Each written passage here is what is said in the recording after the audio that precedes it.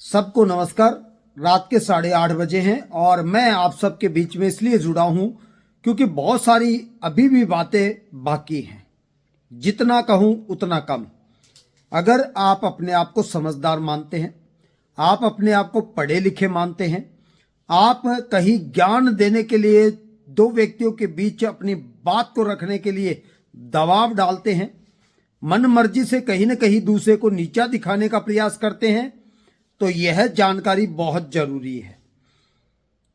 आप अपने आप को तभी सही सिद्ध कर सकते हैं जब कहीं सही व्यक्ति का आप समर्थन करते हैं। आपके सामने अगर 5 व्यक्ति हैं और उन 5 व्यक्तियों में से 4 को आपने पहले मौका दे चुके हैं और 5वां व्यक्ति आपके सामने बिल्कुल सर्वांगीण चीज की जानकारी लेकर करके आपके बीच में उपस्थित है और 5 व्यक्तियों के द्वारा जो मौका दिया गया है उसमें आपने विकास भी देखा है, उसमें आपने बहुत सारी चीजों की जानकारियां भी ली हैं और एक वो व्यक्ति जो कि किसी पद पे नहीं है, उसके बावजूद वो किसी भी डिपार्टमेंट से काम करवाने के लिए आपके बीच उपस्थित है। तो अब देखना यही है कि आप कितने विद्वान हैं, कितने समझदार हैं और कितना आप अपने आप को विकसित एक समाज का नागरिक मानते हैं। वो सब आपके एक डिसीजन पे अभी निर्भर होगा। मेरा मकसद सिर्फ ग्राम पंचायत को बेहतरीन बनाना है, भाईचारे को एकजुट करना है और एक बेहतरीन आदर्श ग्राम पंचायत को बना करके आप लोगों के बीच उपस्थित करना है।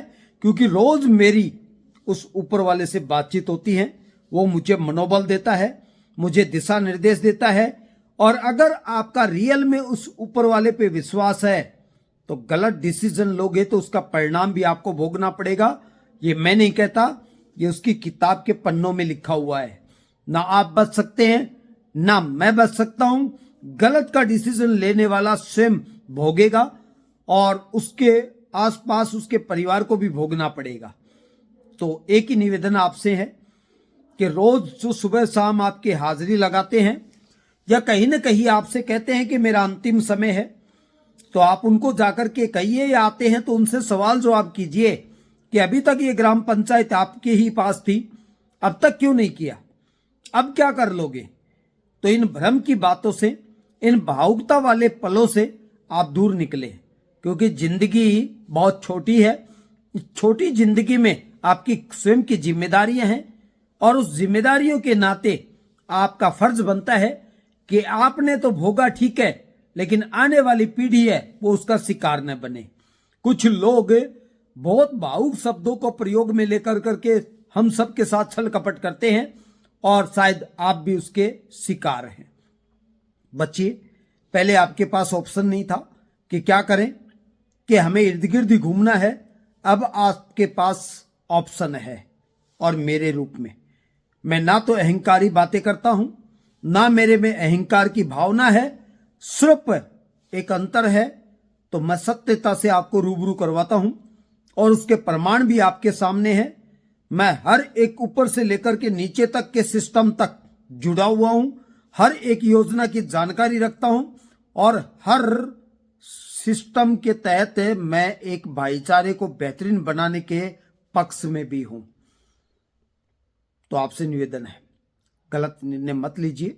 कहीं ऐसा ना हो कि आपका एक भावुकता वाला गलत निर्णय इस गांव को उतना पीछे धकेल दिए कि लोग आपको गाली दें, आपको भला बुरा कहें और भी न जाने क्या क्या।